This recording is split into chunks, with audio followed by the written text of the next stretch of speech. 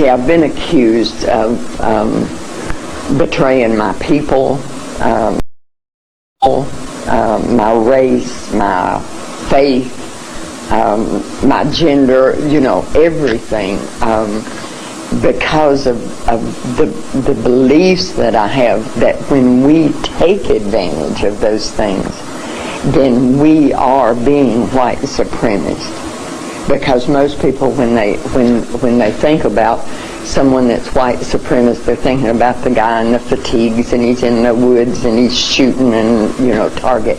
But I am being white supremacist when I accept an establishment that gives me more than it gives you. If I know that, if this is something that I'm aware of, and I take advantage of that, then that makes me, I believe, that puts me in the category of being a white supremacist. Family, in February 4th of 1999, something really bad happened in New York City. Amadou Diallo, a 23-year-old black Ghanaian student, was walking in the streets of New York, just going for a shopping haul, for maybe supper, and he was gunned down. 19 bullets later, in his body, he was pronounced dead after the New York Police Department tried to shoot at him 41 times. Family, this is the situation of any other black man in America, and this is an issue that people rarely talk about. To speak to us today is Fen Winfrey, a white lady who's so passionate to try and talk against white supremacy, to talk against the white privileges that white folks tend to get in America. Just like figures like Jen Elliott and Tim Wise, she joins other white people to try and speak about the rot that has been perpetuated in black communities in America. Family, I want you to hear this video of Fen Winfrey being interviewed by this black interviewer, trying to understand why she really pushes for anti-white supremacy while she herself is a white girl, a white lady, a white woman. The interviewer wants to understand why is it that she's trying, to fight for the black folks in America in regards to the privileges that white people get against the black man, including being gunned down like Amadou Diallo in February 4th of 1999. Guys, we want to watch this video. Once the video is done, we will get back and do a critical analysis about the same. Let's watch this together, family. Could you begin by stating what your perspective is about the existence of racism? Just talk about what it is. I agree with the principle.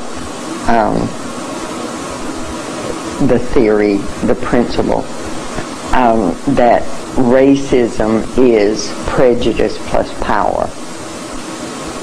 I had a conversation yesterday with a black man and he said that he knew some of his people who were racist, and I talked with him about that, because without the power to take that prejudice and actively place it into position to cause people to do or not do, then it is simply just prejudice. And I believe that, so that's the premise from which I come, that racism, you have to have that power in order for there to be racism. And most white people would look at me and say, I don't have any power. But we do have power. We have power just getting up in the morning and looking in the mirror and not having to think about race. That places us into a position to where our minds are clear and that it's a problem that we don't have to deal with. We don't think about it because we don't have to think about it. It's not something that completely controls our lives. So there, from the very beginning, when we wake up of the morning, then we have an advantage, and that advantage comes from the color of the skin. When we go into a store and we're not assumed that we're going to be a shoplifter simply because of the color of our skin, that is an advantage. When I walk down the street and I'm more safe, now that's not saying nothing would happen ever to me, but I would be more safe walking down the street alone than you would be. That is racism, because of that unequal playing field that's there, that gives me advantage simply because of the color of my skin. Then that's what's wrong. See, the fact that there's anything out there. I've been accused of betraying my people, my race, my faith, my gender, everything, because of the beliefs that I have, that when we take advantage of those things, then we are being white supremacist. Because most people, when they think about someone that's white supremacist, they're thinking about the guy in the fatigues and he's in the woods and he's shooting and target. But I am being white supremacist when I accept an establishment that gives me more than it gives you. If I know that, if this is something that I'm aware of, and I take advantage of that, then that makes me, I believe, that puts me in the category of being a white supremacist. Now, how do I not take advantage of it? Because I've had white people ask me this, how do I not take advantage of it? Do I not take a job that I know is given to me because I'm white, and if I had been black I wouldn't have gotten that job? Do I not take that job? I have to eat. My children have to eat. So we get into realities, and there are things that we cannot not do. So we are white supremacists because we are taking advantage of a system. But what we have to do, what we must do, is to try to stop that system from being as it is. Try to undermine that system in any way that is legal and not going to land you in jail, hopefully, rightfully land you in jail. But you have to fight it. You have to try to stop it. But that still doesn't stop you from taking advantage, because every day of your life as a white person, all day, every day, everything that you do, everywhere you go, you are taking advantage of being white. Most of my people, they don't think about that. They've never had to think about that, which is the greatest advantage of being white. They don't have to think about it. It's not a determining factor in their life. That is a conscious factor. And I'm talking too much. No, you're not talking too much. Please. As a person who classifies himself as white, and even as white supremacist, as you have just stated, what specifically do you view your role to be as you interact with other people who classify themselves as white? I've said for a long time, God's placed me on a path that there's not many other footprints on that path. There are some. Thaddeus Stevens he's one of my heroes. Most white people wouldn't have any idea who he is. I have the responsibility to try to change him. I don't actively celebrate the 4th of July because you don't have freedom. You're not free. You have oppression every day of your life. If you have children, when those children are born, you have to immediately begin to teach them what they cannot do in order to survive. And I love the Lord. Everything that I do is because I read the Scripture and I see direction that's given to me that I don't hear white preachers preaching. See, I don't hear it in the pulpit, and I don't understand why I don't hear it in the pulpit. So my response, I'm the one that causes it. It's not, I don't understand white people that talk and in their words the blame is placed on the recipient of the oppression. You know, like, okay, the oppression is here, so get out of the way and then you're not going to be oppressed anymore. That's not how it works. I am the oppressor, so the responsibility is mine to stop that. Now, stopping it, that's different. It's hard because I don't have any power other than the power of being white and taking advantage of what I don't have money. I don't have influence. So how I stop it, I don't really have anything except a big mouth and words that I know are wrong when I see are wrong. And if something's wrong, God says it's your responsibility to change it. And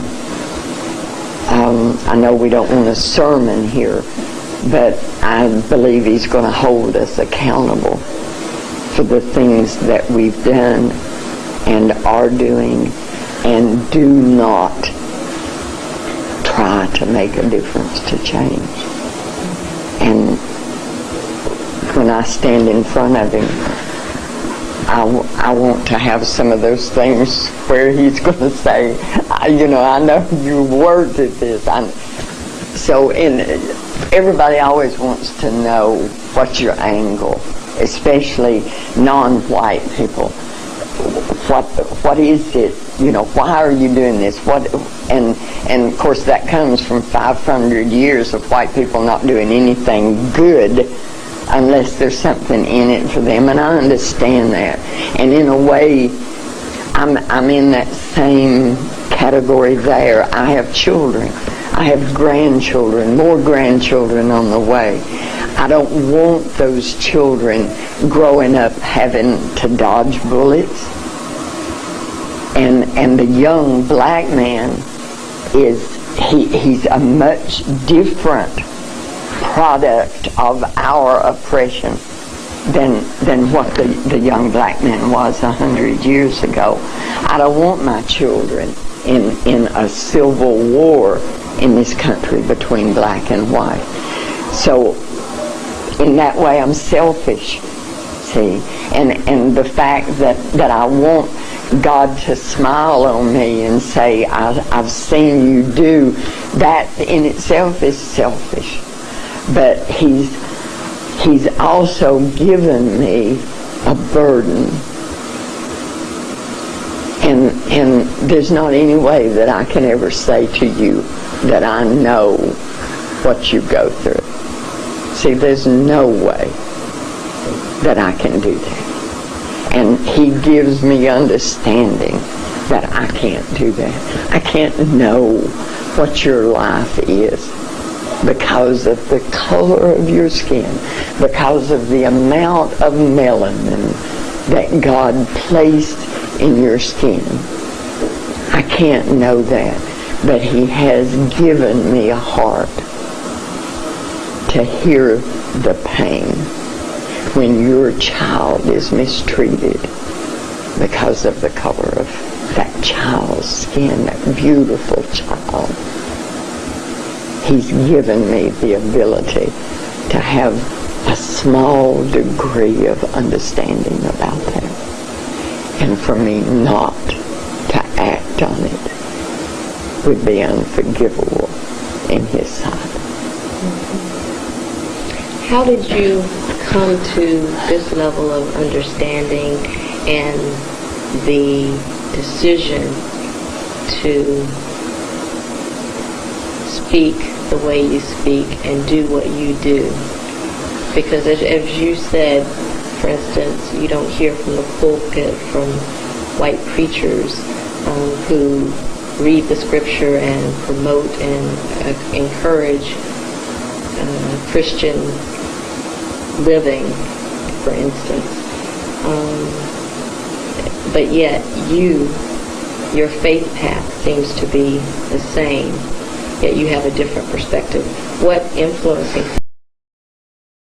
factors caused you to be where you are? I don't want it to sound trite when I say that God reached down and touched me at an early age. I had, excuse me, if any of my kinfolk ever see this, then I'll lose more than what I've lost already. I was born into a family where my father was an overt racist, my mother was a covert racist, but both of them had very strong, I always felt like my mother was more dangerous in that respect. But so it was not something that came to me from training as childhood, but I was also born with cardiac lesion, and through that I was different from other children because I was so ill at a certain period of time when other children were out running playing. So I was different, which gave me an understanding of what it was like, how people felt to be different. And then as I got older, this knowledge that these things were wrong, as I acted on those things, things happened to me, adverse things. I belonged to a Southern Baptist church. I was saved in that church. And I was thrown out of that church in my early 20s, which was back in the 60s, because I taught that racism was wrong in a Sunday school class. I was asked to leave that church, and the elder of the church, the deacon of the church that came to me and talked to me about it the first time was my grandfather. And he said, you can't say these things. And I said, I can't not say these things. And so he came back with other deacons and they asked me. So it's been a process. But then when my youngest son was in the 7th grade, he brought home with him a young black male child that was in his class. And he came in, and my children have always believed that with my mouth I could make anything right, I could speak.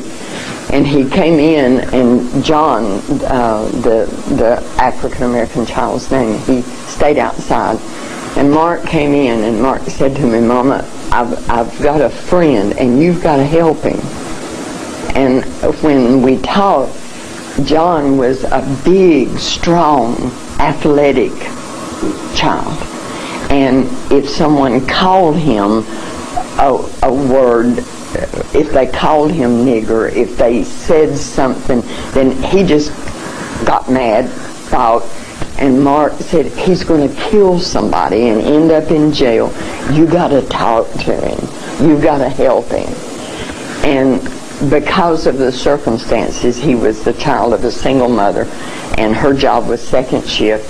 It evolved in that he stayed with us from Sunday night when his mother went to work until Friday afternoon when he would go home and then be with his mother and his sisters in the afternoons and the weekend, and she would bring him back. So he lived with us, and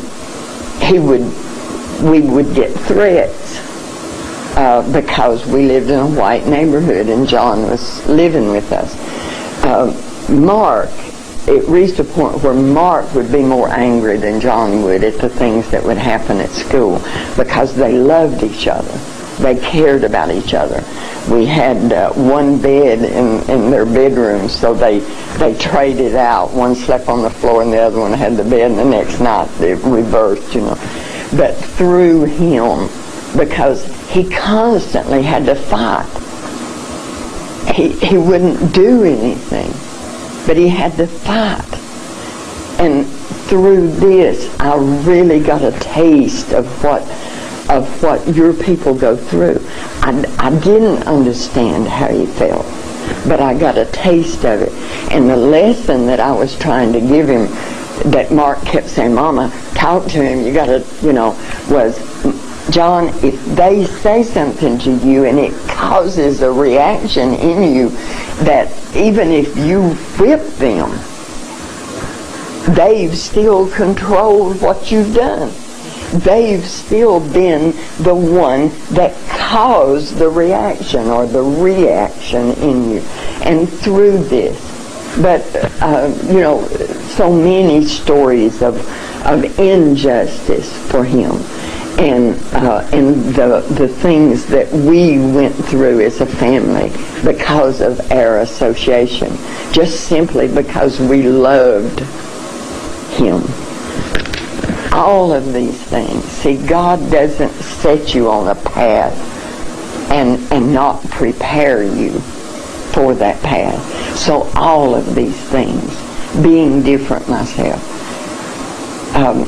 being struck down by my own people because of what I believe, and then loving someone. I'm not sure any white person could ever enter into this battle and be on this side of the firing line unless they love someone of color, because most of us isolate ourselves. We can get up in the morning, go to work, go shopping, go do everything in our life that has to be done without coming in contact with you. So unless we love someone, we don't know what you think, what you feel. And don't tell me my best friend is, because I hear that all the time. My best friend is black. I don't want to hear that. I hear that a lot too. If you've stated that you're interested in solving this problem and ending racism, in your view, if the system of racism, white supremacy, is ended, what benefits would white people experience?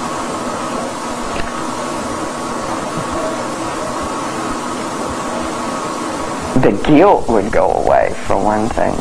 Well, the present day guilt, because we can't ever undo what we've done. So, but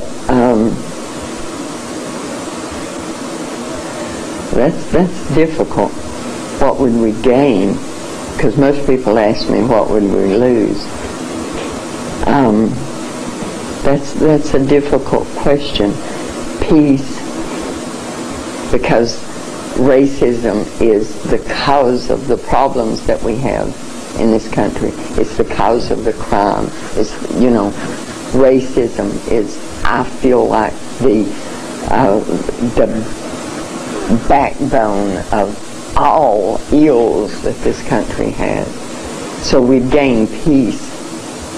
We would also gain knowing you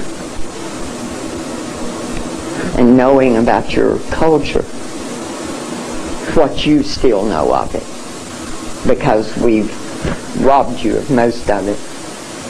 We would gain that if the day ever came when I could walk into a place of work and you could be there wearing whatever clothing you wanted to wear, whether it was clothing that depicted your African descent or wearing your hair.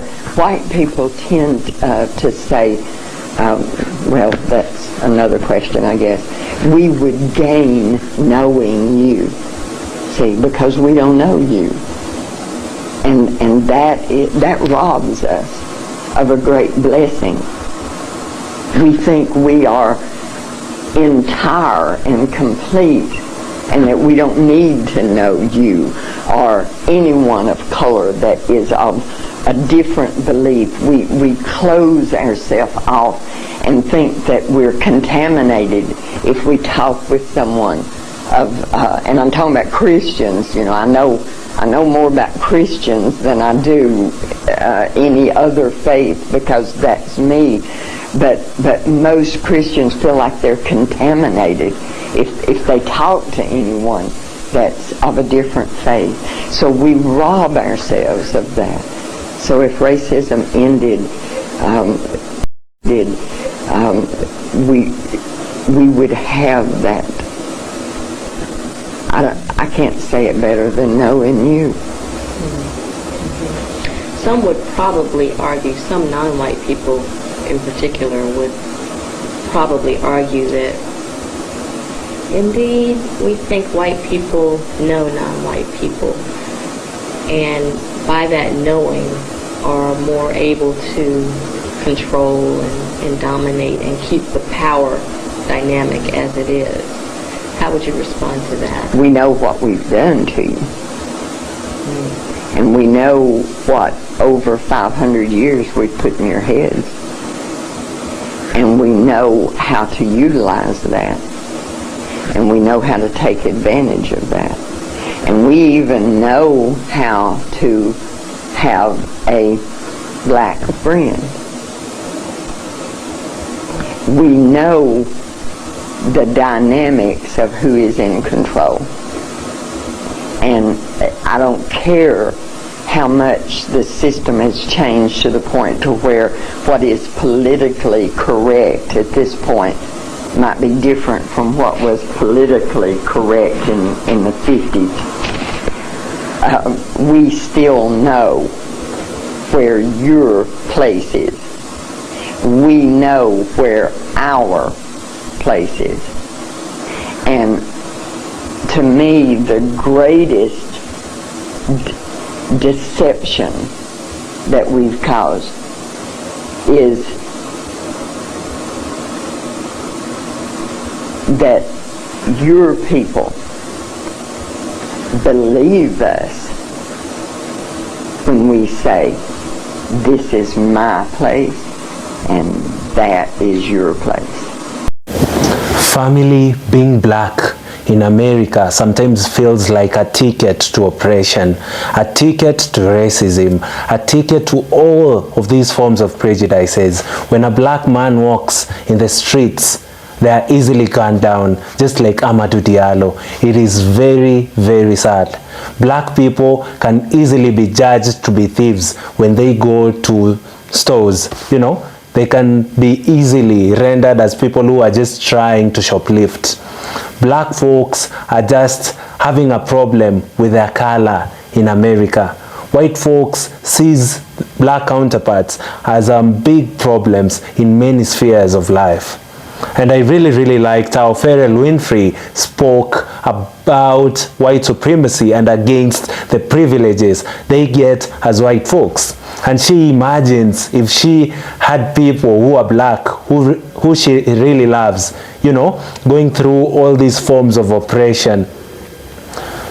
She just imagines how she could have felt, you know, going through the same things black people have been going through since the days of slavery till date in the US. It is very, very unfair for the black race. And seeing a white lady articulate herself the way Fen Winfrey did just makes me so happy. It gives me hope that there are some people who are white and do not believe in the privileges they get against the black man.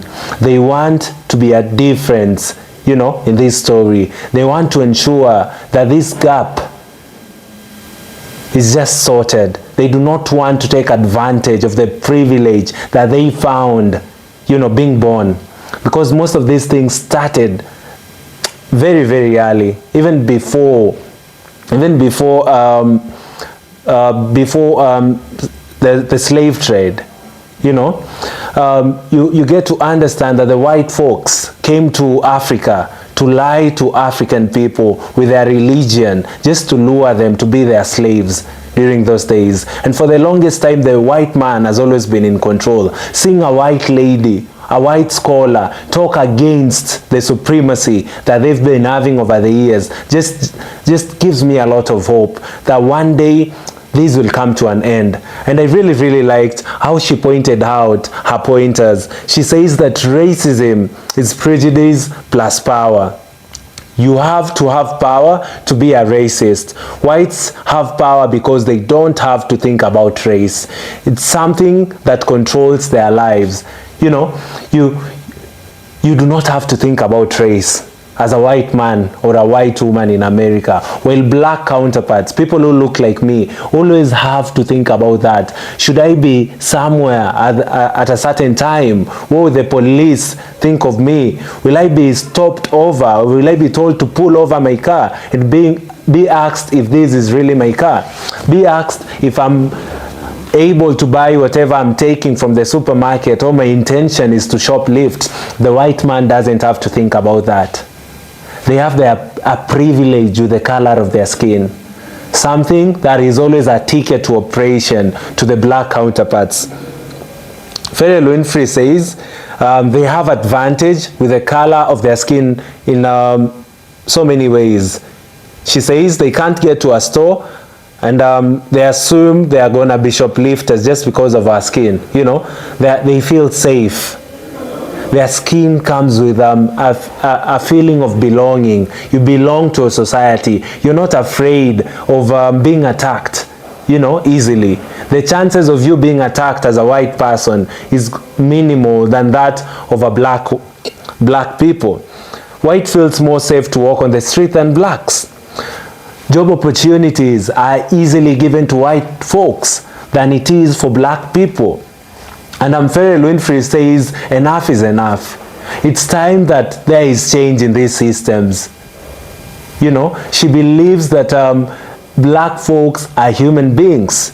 She says that the only difference between them and the black people is just the amount of melanin in their bodies. And if we were to look at it from a factual angle, we all know that black people are actually better off, because you understand that black people contain melanin, which is so instrumental in the body of a human being. We possess the dominant genes. You know, when black mixes with white, we can get a colored person. We can get a person of color. You know, there is something about the black dominance. It's not something just like the white supremacists have always shown us that we are lesser beings. That has always been a lie. Then she proceeds to say that when we take advantage of this as a black woman, you know, as a white person, sorry, when you take advantage of these privileges, then now you're being a white supremacist. And she tells white people that it's time they stop taking advantage of their color. They stop glorifying, you know, these white privileges that they've found. They stop teaching their children to be not loving to the black people. She just wants for America to be a better America. You know, nothing black and white. That has always been her goal. She says that she even doesn't celebrate 4th July because She believes that black people do not have freedom. Why should I celebrate? Those are her words. She can never celebrate independence actively. She says that July 4th is just another day. You know, she doesn't believe of independence if black people are still not free in America. You know, she's going against her race to try, you know, and ensure that her people start treating black folks with respect, start treating black folks with dignity, because they are also human beings. She says that she can never celebrate July 4th because black folks are being oppressed all days. You know, since the days of slavery, black people have always been receiving a lot of hate. They've been receiving a lot of discrimination. She doesn't see the reason for Americans to celebrate July 4th as a day of independence, because they are not fully independent, because black folks do not have freedom in America. You teach your children what they must not do in order to survive. These are what black people do. You teach your child from a young age that, you know what, Amadou Diallo was gunned down. You know, George Floyd was killed. You know, the police officer ensured that he strangled his neck and killed him. These are the things we black folks teach our children from a young age, just to ensure that our children are safe in the streets of America. It is sad, and I'm having to see Fen Winfrey talk about it and try and support black people in a white-dominated system. I just feel that she is a blessed lady. May her soul rest in peace. I understand she's dead now, but her teachings will forever be remembered. Her children's will always know that Fen Winfrey stood with the black people, and that will bring change in the society. And that's why I have done this video of her from years ago. Guys, let me know in the comment section down below what you think about this specific video. Kindly like this video so that it can be recommended to other YouTube users, and I'll be very, very grateful, guys. Lastly, kindly do consider subscribing to the channel. We are currently on the road to 50,000 subscribers, and guys, we can never do it without your support. The goal of the channel has always been to tell black stories, ensure that black folks are empowered all over the world, and I thought that this video would be a good one just to teach the white audience that black people are as equals. Thank you, guys, and see you all in our next episode. Goodbye for now.